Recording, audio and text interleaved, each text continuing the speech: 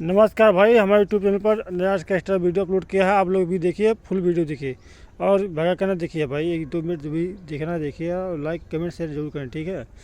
आप लोग channel subscribe करना ना भूलें, चैनल सब्सक्राइब कर लीजिए अभी। और भाई